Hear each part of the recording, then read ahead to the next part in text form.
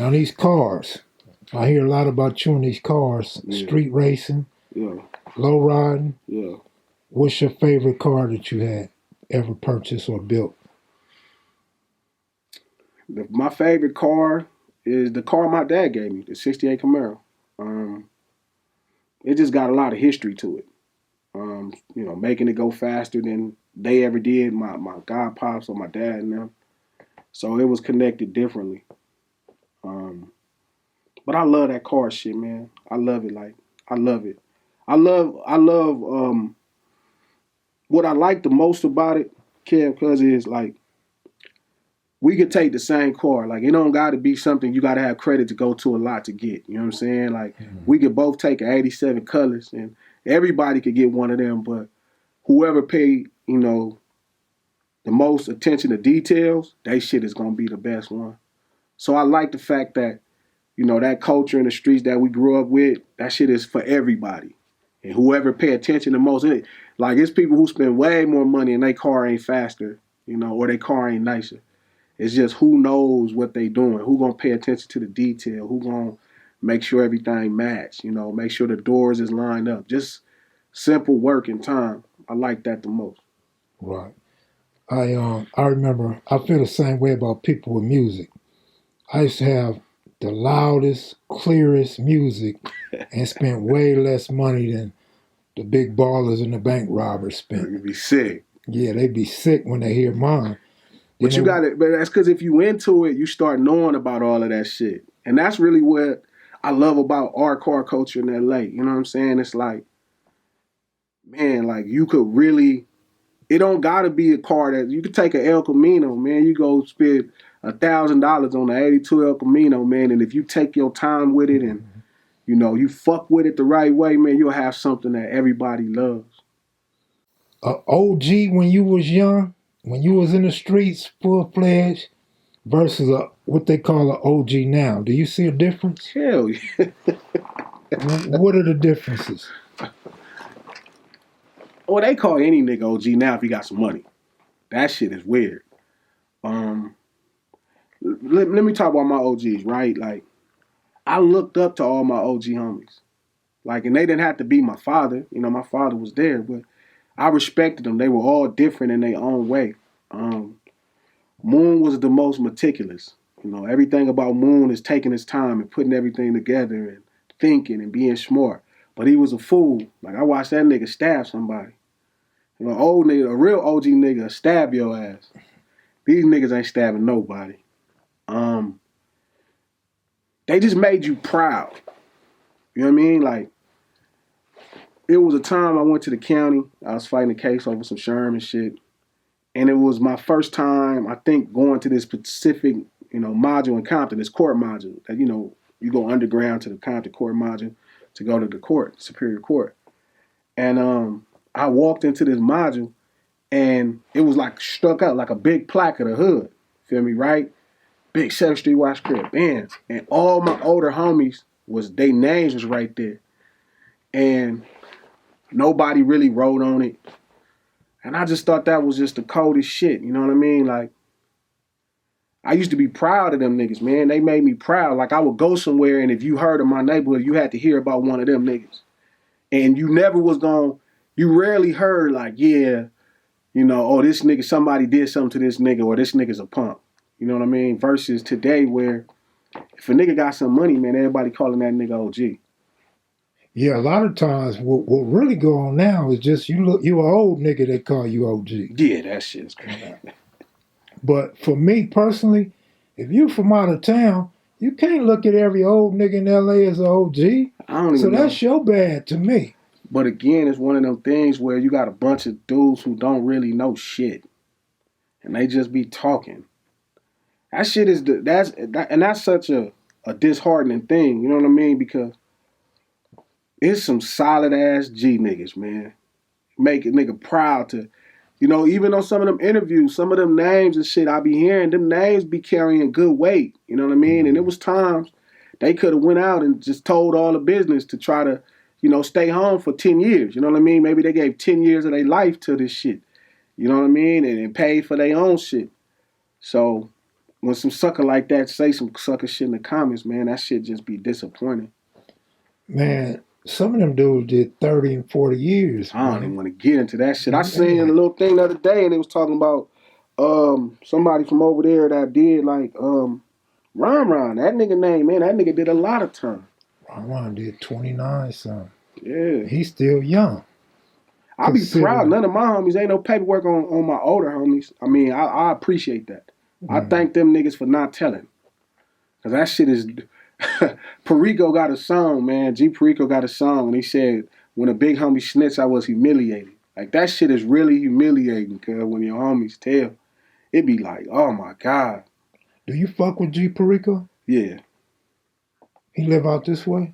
Yep. Man, who else you fuck with out this way? King T? Nah, T live in the city. Shit. I fuck with, man, what I try to do is, you know something, Mac? I feel like when being in this rap shit is people not like you. They not like, it ain't supposed to be. You know what I mean? And you gotta think, niggas that would be close to my age, I would know them if they was outside or active like that. Mm-hmm. Even a lot of niggas, when they first came up, like I was bumping into niggas right when they first was coming up. First day I meet Nipsey somewhere, then I go meet Nipsey at Slauson T's. Like, if you really just outside, you just out there. You know what I'm saying? You gonna meet everybody. But Slim is one of them dudes that I know is really about where he from. So Perico is dope. Who would you want to do a song with that you've never done a song with that's local? That's a great question. L.A., Compton, Watts, Long Beach, anything, Southern California.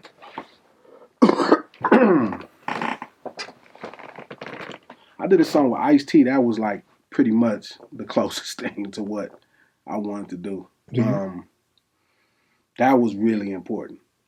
What do you think about DJ Quick as an artist or a producer? Oh, he's one of the guys. He's just crazy as a motherfucker in real life, though. So you know him? Yeah, I've met him a couple times. I've talked to him, crossed circles, been in the studio with him.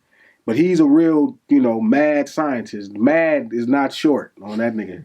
That nigga's mad, man. But he's tough. And if you could get him to settle down and actually do it, you're going to have some shit. But, man, when he say mad scientist, man, cause that nigga really mean mad.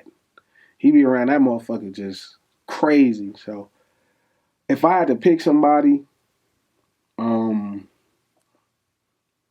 want to do something with Cube. It don't have to be a song.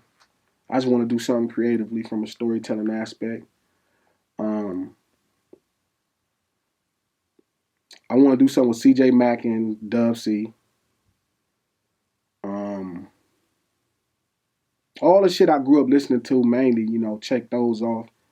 And I really was trying to get, so I'm a big fan of One Take Jay. It's a dude out of LA, he tough. He remind me of Sugar Free, trying to get them on the song together. If it's somebody new, One Take Jay.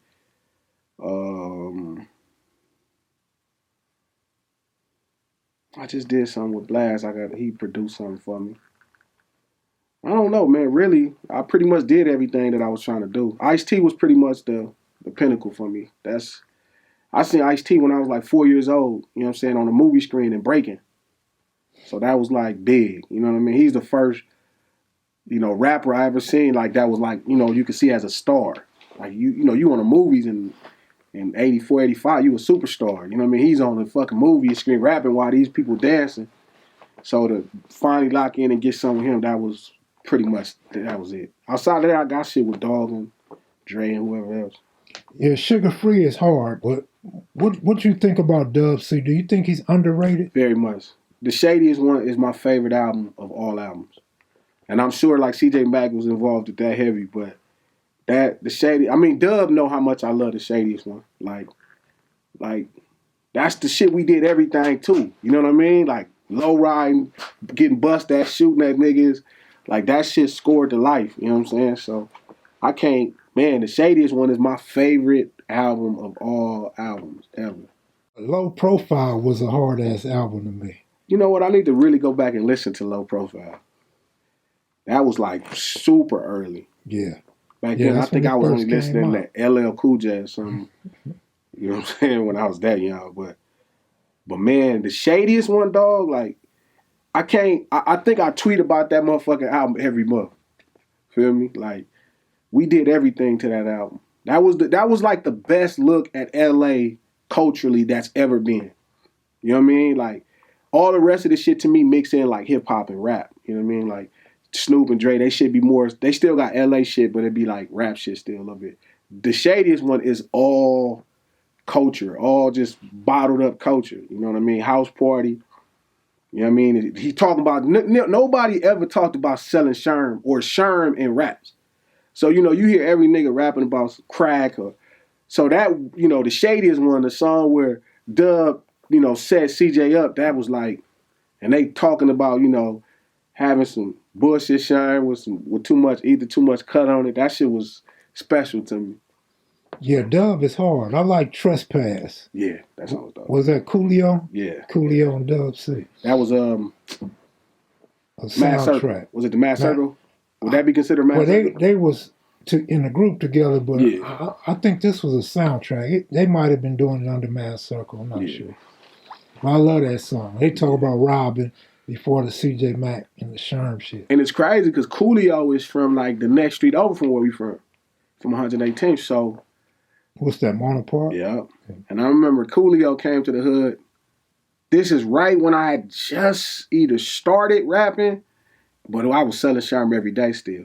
And we was all hanging out in the middle of the block and shit, and we seen this truck coming in the middle of the night, man, and they had these motherfucking lights at the top, like these off-road lights. We thought it was the feds, man. We started running up the freeway. Everybody just knew it was the feds, and it was Coolio. He came through there in the H1. Came with the OG homie Red Boy from Mona Park, and he pulled up, and I remember that was the first time I seen a Hummer. And Coolio jumped. I was like, damn, that's crazy.